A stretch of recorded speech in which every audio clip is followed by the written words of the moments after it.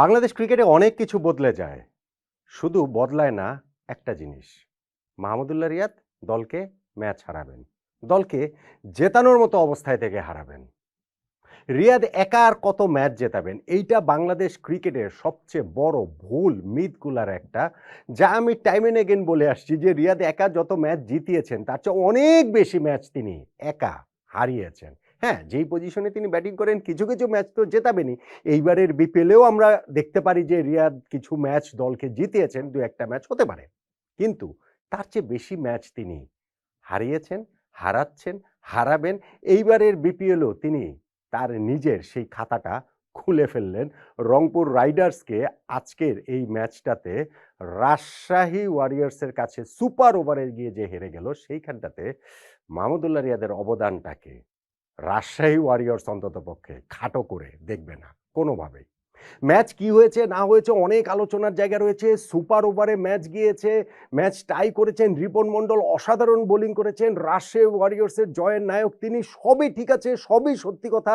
Match এতদূর যাওয়ার কথা নয় রংপুর রাইডার্সের, তার আগে আয়েশে স্বচ্ছন্দেই ম্যাচ জিতে যাওয়ার কথা।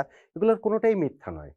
ঠিক যেমনি মিথ্যা নয় মাহমুদুল্লাহ রিয়াদ যখন ব্যাটিং করতে নামেন, একেবারে লাস্ট বলটাতে একটা রান দরকার ম্যাচ জয়ের জন্য, খেলা তখন টাই অবস্থাতে রয়েছে। রিপন মণ্ডলের ওই লো ফুলটস বলটাকে তিনি মিড উইকেটে ফিল্ডারের সরাসরি তার কাছেই পাঠালেন। হ্যাঁ, মিড উইকেটে দুর্দান্ত ফিল্ডিং সেখানে মেহরব করেছেন, পাশাপাশি কমন সেন্স অ্যাপ্লাই করে বলটা তিনি ছুঁড়ে মারেননি স্ট্যাম্পে। আমরা কিছুদিন আগেই আমাদের ওই যে এ টিমের খেলাতে দেখেছিলাম আকবর আলী কীরকম ব্লান্ডার করেছেন। বাংলাদেশ ক্রিকেটের ডিএনএতে এই জাতীয় ব্লান্ডার আসলে মিশে রয়েছে, কিন্তু তিনি সেইটা না করে দৌড়ে গিয়ে স্ট্যাম্পটা ভেঙে দিয়েছেন। মাহমুদুল্লাহ রিয়াদ যে ১ রান নেয়ার চেষ্টাটা করেছিলেন সেটা সফল হয়নি। খেলাটা আসলে টাই হয়ে গেল। সুপার ওভারে গিয়ে তারপরে রিয়াদের দল রংপুর রাইডার্স হেরে গেল।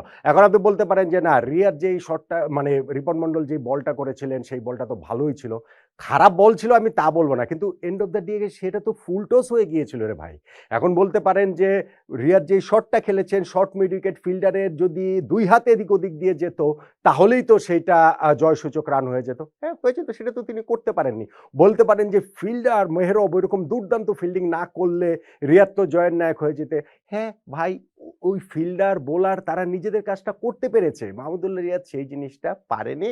ফলে খেলাটা আসলে সুপার ওভারে চলে যায় এবং সেইখানটাতে গিয়ে রংপুর রাইডার্স হেরে যায়। মাহমুদুল্লাহ রিয়াদের এই যে আরো একবার দলকে ডোবানোতে নিঃসন্দেহে সেই ২০১২ এশিয়া কাপে ফাইনালটাতে তার ব্যাটিং এর স্মৃতি আপনার মনে ফেরত আসবে।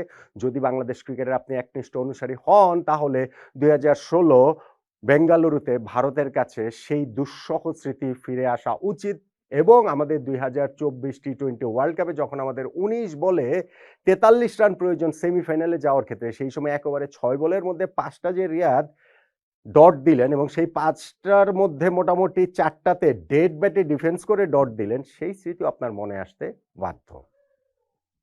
তবে ম্যাচ হয়েছে একটা দুর্দান্ত।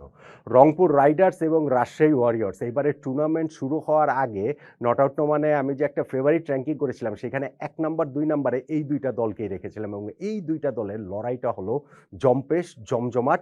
যেই লড়াইটাতে সুপার ওভারে জিতে রাজশাহী ওয়ারিয়র্স টুর্নামেন্টের শুরুতে অ্যাটলিস্ট একটা এজ নিয়ে নিল। যদিও ম্যাচটা অত দূরে যাওয়ার কথা ছিল না। যদিও এইখানটাতে রিপন মণ্ডলকে হিউজ ক্রেডিট দিতেই হবে। দেখেন কেন অতদূর যাওয়ার কথা ছিল না। ১৫৯ রান করেছে রাজশাহী ওয়ারিয়র্স, যেই রানটা খুব সহজেই ১৮০ হতে পারত, এমনকি ২০০ রান পর্যন্ত হতে পারত। তারা ওই যে একটা পার্টনারশিপ সাহিবজাদা ফারহান এবং নাজমুল হোসেন শান্তর সেকেন্ড উইকেট জুটিতে যে হয়েছিল ৯৩ রানের, তখন তো তারা কমফোর্টেবলি ওরকম বড় স্কোরের পথে ছিল। ১২ ওভার শেষে ১ উইকেটে ১০২ রানে তারা পৌঁছে গিয়েছিল। কিন্তু ওই যে শান্ত যেইভাবে রান আউটটা হলেন, ফিল্ডারের হাতে বল দিয়ে তিনি ১ রান নিলেন। তারপরে ওই ফিল্ডার থ্রো করলেন, বোলার বল গ্যাদার করতে পেরেছেন, নাহিদ রানা পেরেছেন কি পারেননি না দেখেই তিনি যে দ্বিতীয় রান নেওয়ার চেষ্টা করলেন, অথচ নাহিদ রানা হাতে লেগে বলটা পড়ে গেল এবং তারপর Nahid Rana easily run out করে দিলেন শান্তকে।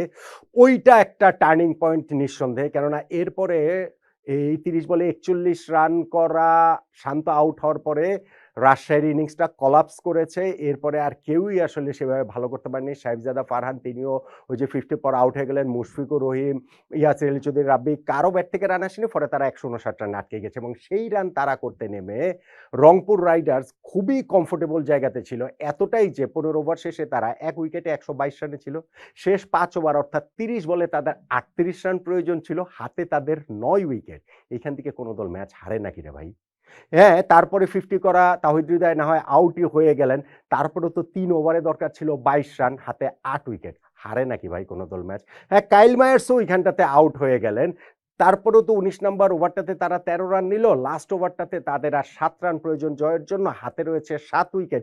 এইখান থেকেও কি ম্যাচ হারে নাকি রে ভাই? তখনই রিপন মন্ডলের ম্যাজিক।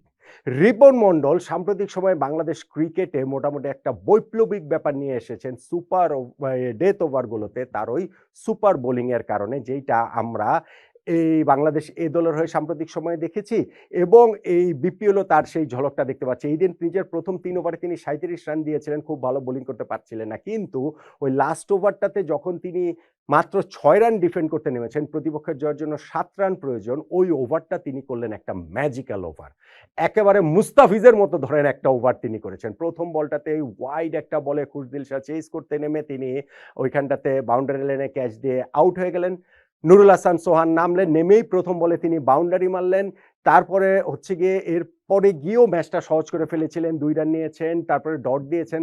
এরপরে গিয়েও শেষ ২ বলে ২ রান প্রয়োজন ছিল। হাতে ছিল তাদের ওই যে বললাম যে উইকেটের তো আর কোনো এই জায়গাটাতে কোনো প্রবলেমের জায়গা ছিলই না। কিন্তু ওই ৫ নাম্বার বলটাতে রিপন মন্ডলের খেলতে গিয়েই স্কোয়ার লেগে একটা ক্যাচ দিয়ে আউট হয়ে গেলেন নুরুল হাসান সোহান। এই জায়গাটাতে তার কমন সেন্স নিয়ে আপনি আসলে প্রশ্ন তুলতে পারেন, রংপুর রাইডার্সের ক্যাপ্টেন। বাট তিনি আউট হওয়ার পরেও তো লাস্ট স্কোর ততক্ষণে টাই হয়ে গেছে। লাস্ট বলে হচ্ছে গিয়ে ১ রান নিলেই জিতে যেত রংপুর রাইডার্স। মাহমুদুল্লাহ রিয়াদ সেইটা করতে আরও একবার সফলভাবে ব্যর্থ হলেন। আরও